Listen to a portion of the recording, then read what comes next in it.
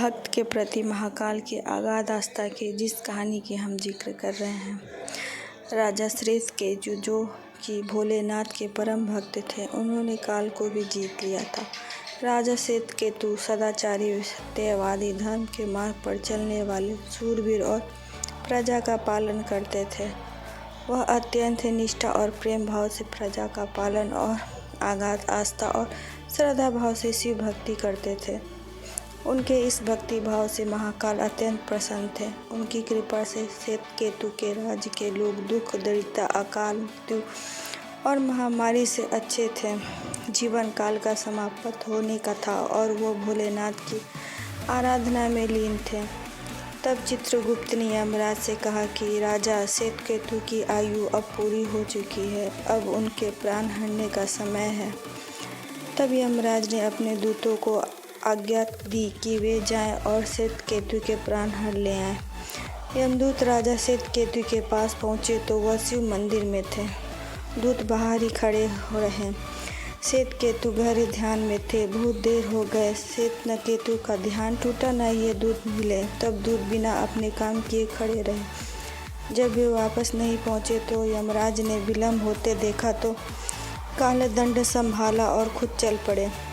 दूतों के आने में देरी होने के चलते यमराज स्वयं ही राजा श्वेतकेतु के प्राण हरने पहुँचे, लेकिन वहाँ उन्होंने देखा कि वह तो महादेव की साधना में लीन है। यह अब तो यह सोच पड़ गए कि इसके प्राण कैसे हर। उन्होंने सोचा कि अब ही पूरी तरह शिव पूजा में डूबा है, इस स्थिति में शिव पूजा का उल्लंघन नहीं किया जा सकता।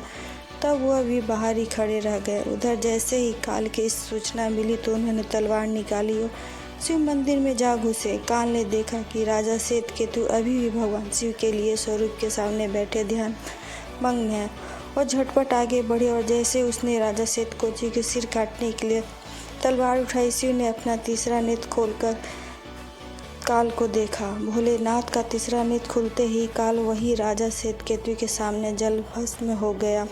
थोड़ी देर बाद जब राजा श्वेतकेतु का ध्यान टूटा, उन्होंने अपनी आंखें खोली तो राह में बदल चुके काल को देखा। उन्हें चिंता हुई कि यह कौन है और क्या है। श्वेतकेतु ने भगवान शिव से पूछा, हे भोलेनाथ, ये किसकी राख है?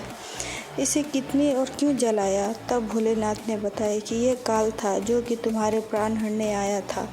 राजा श्वेतकेतु ने कहा कि हे महाकाल, यह तो आपकी ही आज्ञा से तीनों लोक में विचरता है, लोक को नियंत्रण में रखता है। इसी के भय से तो लोग पुण्य का कार्य करते हैं।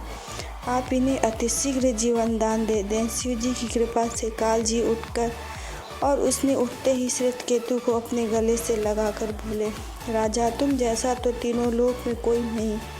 तुम्हें तो अजय काल को भी जीत लिया। जीवन दान पाकर काल और यमराज ने कहा कि ऐसी जातक जो शिव जी के परम भक्त है, सच्चे मन और पूरी श्रद्धा से महाकाल की पूजा में लीन रहते हैं, सिर पर जटा और गले में रुद्राक्ष पहनते हैं, व्यूभूमि का त्रिपुंड ललाट पर लगाते हैं और पंचाचक्र मंत्र का जप करते हैं, उन्हें कभी भी अकाल मृत्यु का ग्रास नहीं बनना पड़ेगा। कथा के अनुसार इस आशीर्वाद के बाद श्वेतकेतु ने लंबे समय तक राज किया और फिर महाकाल की कृपा पाकर उनमें ही विलीन हो गए। आशा करती हूँ कि आपको ये हमारी शिव जी की कृपा का कहानी अच्छा लगा होगा, और अगर आपको ये हमारी कहानी अच्छी लगी होगी तो आप हमारे चैनल को सब्सक्राइब, लाइक और कमेंट कीजिएगा, और कमेंट में हमें ज़रूर बताइएगा कि आपको ये हमारी भोलेनाथ की कहानी कैसी लगी। धन्यवाद।